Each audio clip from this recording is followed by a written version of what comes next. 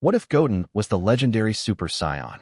He was always cheerful, gentle, and innocent. But deep inside, Goten hid something ancient, something terrifying, something legendary. During a simple training session with Gohan, it happened. His energy exploded, not golden, but emerald. He didn't speak. He roared. Even Vegeta paused. Even Goku hesitated. Goten was no longer a child. He was the myth reborn, and no one knew if he could control it. The world looked to Goten with awe and fear. Would he be a savior or a destroyer?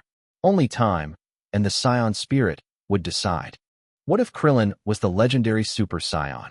In a twist of fate, it wasn't Broly. It wasn't Vegeta. It was Krillin, the weakest of them, who awakened the power of the legendary Super Saiyan. Krillin's mind buckled under the weight of the form. He couldn't think. He couldn't stop. Every friend looked like a threat. Cities fell. Oceans boiled. The earth cried out as the smallest warrior became its destroyer. To save the world, Goku had to stop his best friend, even if it meant killing him. What if Android 18 turned against Drive Jero? She was built to destroy. But even machines can feel fear, doubt, and choice. Android 18 awoke, not as a servant, but as a storm. She didn't want to kill. She didn't want to obey. So she rewrote her own fate, line by line, against her creator. She ran, not from fear, but from war. The Red Ribbon Army wanted their weapon back, but she had already become something more. In the ruins of the future, she found purpose. She fought, not for orders, but for justice. Android 18 became the hero she was never meant to be. What if Frieza was recruited by Beerus? Destruction craves talent, even if it's evil. When Beerus saw Frieza's cruelty, he didn't destroy him. He made him an offer. Frieza accepted, not out of loyalty, but ambition. And under Whis' guidance, he didn't just grow stronger, he evolved. With godly power in his hands, Frieza's conquest changed. He no longer ruled by fear. He ruled by divine right. But power awakens resistance. The Saiyans, once broken, rise again, not to survive, but to challenge a god. What if Videl was a Saiyan? Her father was a world champion, but her bloodline hid something far greater.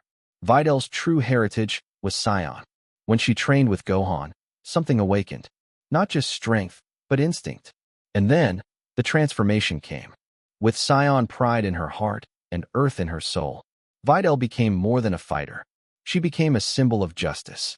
The next generation of Saiyans was no longer just about bloodlines. It was about heart, courage, and choice. What if Raditz turned good after meeting Gohan? He came to conquer Earth, but found something else. In Gohan's eyes, Raditz saw not weakness, but purity. And for the first time, he hesitated. He spared the boy. He left the battle. Vegeta called him weak. Nappa demanded blood. But Raditz chose family. With Piccolo's rage and Goku's hope, Raditz trained. Every punch was a step away from his past. Every moment, closer to redemption. When Vegeta returned to destroy Earth, he met something unexpected. Raditz didn't kneel. He stood with Goku, not as a soldier, but as a brother. What if Android 16 survived and joined the Z Fighters? He was built to destroy Goku, but he loved nature instead. Android 16 was more than a machine. And when Cell crushed him, something broke, but not everything. Bulma found the pieces. Gohan asked for a chance. With rebuilt parts and a new heart, Android 16 rose. Not for revenge, but to protect. In battle against new threats, Android 16 became Earth's silent guardian. He didn't speak much, but when he moved, enemies trembled. This machine had a soul. Though built for destruction, Android 16 chose life. He fought not for glory, but for harmony. In his silence was wisdom. In his power, peace. What if Majin Vegeta defeated Goku? Their fists shook the heavens. But this time, Vegeta didn't hold back.